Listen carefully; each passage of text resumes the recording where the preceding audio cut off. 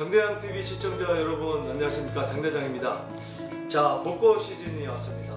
거리에 나가면 벚꽃이 활짝 피어있는 걸 볼 수가 있는데, 자, 그래서 우리 장대장TV에서 화사하게 이렇게 벚꽃을 준비해봤습니다. 여러분 눈 호강하시기 바라겠습니다. 자, 오늘의 주제는요, 최근에 토지거래 허가구역이 재지정됨으로써 부동산 시장이 어떤 방향으로 갈 것인지 많은 분들이 궁금해하신 것 같습니다. 자, 그 부분에 대해서 살펴보도록 하겠습니다.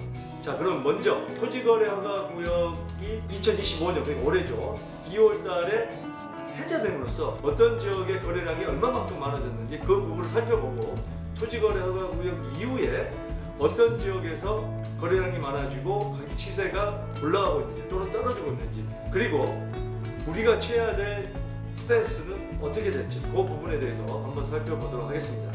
자, 먼저 토지거래 허가구역이 해제됨으로써 바로 이 잠실, 이게 잠상대청, 그러니까 잠실, 삼성동, 대치동, 청담동이 거래가 3배량이 증가했다, 이런 내용이 있는데, 자, 토지거래구역 해제됐던 2월 13일부터 재지정 직전 3월 23일까지 39일간 서울 전체 매매 거래량이 9,665건이었는데, 해제 발표 직전 같은 기간 1월 4일부터 2월 11일까지 39일간 같은 기간 거래했을 때 4,559건이었으니까 해제가 되고 나서 약 2.1배가 많아졌다.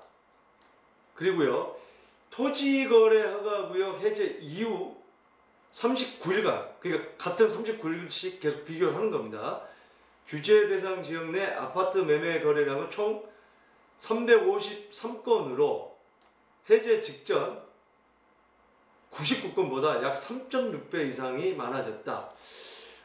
즉, 이 이유는 아무래도 토지거래 허가구역을 묶여 있으면 주택 같은 경우는 실거래 2년을 해야 되기 때문에 그 요건 때문에 토지거래 구역이 이제는 해제될 것이다, 그런 기대감을 계속 가지고 있었죠. 왜냐하면 거래량이 거의 없고 계속 부동산 시장이 위축되고 있었기 때문에. 그리고 특히 토지거래 허가구역으로 지정된 지역이 강남 3구, 용산구의 일부였었는데, 이 지역은 이제는 기존의 학습 효과 때문에 토지거래 허가구역이 해제되면 바로 지금 당장은 살기 힘들지만 바로 주택을 사놔야겠다, 또는 갭투자를 해야겠다. 꼭 투자 수요만 있는 건 아닙니다.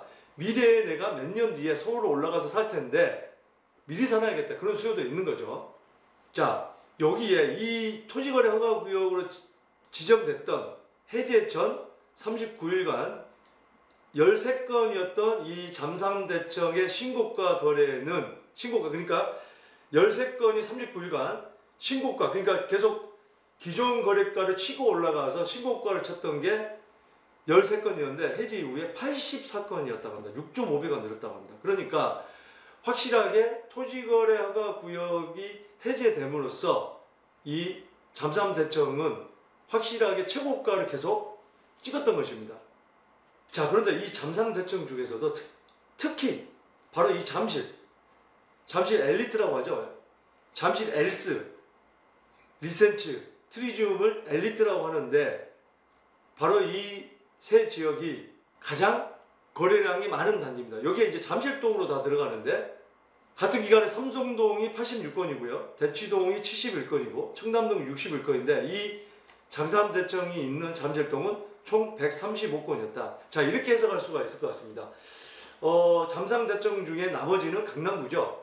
잠실만 송파구에 들어가는데, 상대적으로 이 삼성동이나 대치동이나 청담동에 대비해서 시세가 좀 낮은 편이죠. 그렇기 때문에 이 대치동이나 청담동이나 삼성동에 진입하기에 조금 버거우신 분들이 잠실동을 공략했다 라고 볼 수가 있을 것 같습니다. 조금 전에는 제가 토지거래 허가구역이 해제되고 다시 재지정이 되기 전까지의 거래 지표를 말씀을 드렸고요. 자, 지금은 토지거래 허가구역이 재지정이 됐죠. 강남 3구랑 용산구 전체 아파트가 재지정이 됐죠. 자, 그래서 이 한국부동산원의 지표를 보면 서울 집값이 전주 대비해서 0.11% 상승했다. 우리가 이렇게 보시면 됩니다. 지금 보시면 강남구의 경우에는 이번 주 상승률은 0.21%에 머물렀는데 이는 토지거래허가구역 지정 직전인 3월 셋째 주에 0.83%에 비해 4분의 1 수준이다. 크게 감소했다. 자, 0.21%, 0.83%, 83% 와닿지가 않죠. 자, 이렇게 계산하면 됩니다. 우리가 수익률 계산할 때 보통 1년 단위로 계산을 많이 하니까 여러분들 와닿게 제가 설명을 좀 드리자면 0.83% 그러니까 곱하기 1년은 52주죠. 52주를 곱하면 어떻게 되죠? 대략적으로 40%가 넘어갑니다. 그러면 이 집이 10억짜리 집이 1년에 40%가 상승했다. 그럼 14억입니다. 어마어마하게 많이 오른 겁니다. 예, 기존에 어마어마하게 많이 오른 건데 그러면 지금 0.21%에 머물렀다. 0.83%에 비하면 4분의 1 수준이지만 0.21%가 52주를 곱하면 그래도 10%입니다. 집이 내가 살고 있는 집이 10%대 올라가면 10년 후에 2배가 되는데 물론 집을 가지고 있는 분들은 그렇게 만족스럽지 않을지 모르겠지만 그래도 예금 금리 적금에 비하면 굉장히 높은 거죠.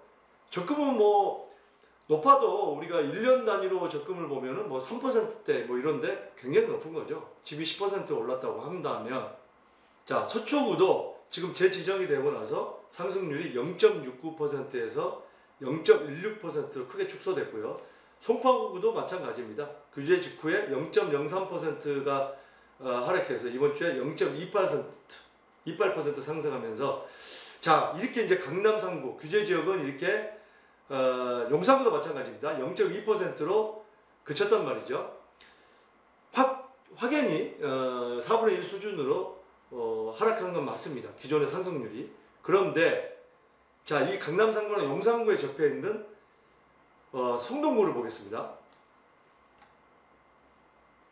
성동구는 금호 운봉동을 중심으로 해서 0.3% 상승하면서 가장 높은 상승률을 기록했다. 자, 이 성동구에는 어떤 아파트들이 지금 가격이 오르고 있는지 한번 보겠습니다. 자, 이 금호역에 있는 이 금호대우 아파트. 자, 요 아파트인데 최근 거래를 보면 34평형이 기존 거래가 뭐 15억 3천, 뭐 17억에 하나의 건이 있습니다만 대부분 14억대에 머물러 있기 때문에 16억 5천이다 그러면 새로 가격이 좀 오름세를 보이고 있다. 좀 이렇게 볼 수가 있을 것 같고 자, 같은 아파트 24평형을 보더라도 이렇게 13억 9천으로 신고가를 찍은 걸 볼 수가 있습니다. 한 아파트 예를 제가 보여드렸고요. 자, 성동구 외에도 이 양천구나 마포구 그리고 영등포구, 광진구 등이 집값이 계속 상승세를 보여주고 있고 반면에 이 노원구, 도봉구, 강북구는 일부 지역은 소폭 하락하는 양상을 보이고 있다. 자, 이렇게 볼 수가 있을 것 같습니다. 토지거래허가구역으로 재지정이 되면서 일단 강남 3구랑 용산구 주변 지역은 가격이 좀 오르는 양상을 보이고 있고 또 노원구나 도봉구나 강북구는 소형 주택들 또 좀 가격이 저렴한 아파트가 많이 있는 지역들은 다소 하락했다. 그러니까 이 토지거래허가구역으로 재지정되면서 이 강남 3구, 용산구 주변에 있는 이 마포구라든지 성동구가 급등할 것이다. 그러니까 지금 사야 된다. 뭐 이런 얘기들을 많이 하시는데 그렇지 않다는 거죠. 지금 문재인 정부 때 규제를 하면 그 주변 지역이 계속해서 올랐습니다. 또 규제를 하면 또 다른 그 옆에 있는 지역들 그때랑 경제적인 상황이 다르다는 거죠.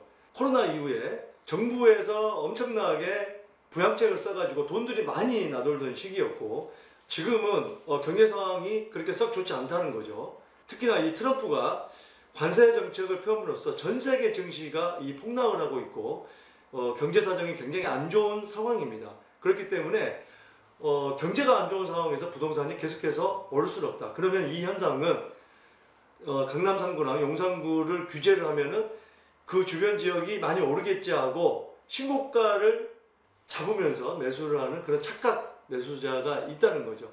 적어도 우리 장대장TV를 시청하시는 구독자 여러분들께서는 그런 투자를 하지는 않았으면 하는 바람입니다. 자, 그렇다면은 지금이 기회가 아니다. 그렇지 않습니다. 항상 경제가 안 좋을 때 기회가 옵니다. 이 안 좋은 상황에서는 지금 뭐 건설을 하는 이 건축주가 또 싸게 미분양 매물을 갖다가 싸게 공급할 수도 있고요. 또 급전이 필요한 이 매도자가 또 싸게 시세보다 낮게 내놓을 수 있기 때문에 그런 매물을 공략하는 게 좋은 투자 방법이다. 이런 말씀을 드리고 싶습니다. 자, 마지막으로 여러분들께 부탁 한 가지만 드리겠습니다. 예, 장래한TV가 구독에 목말라 있습니다. 예, 목마른 자에게 우물을 좀 주시기 바라겠습니다. 구독, 알람 설정, 좋아요 아낌없이 나눠주시기 바라겠습니다. 돈 드는 거 아닙니다. 돈 드는 거 아닌데도 안 해주신다면 저 정말 실망할지도 모르겠습니다. 감사합니다.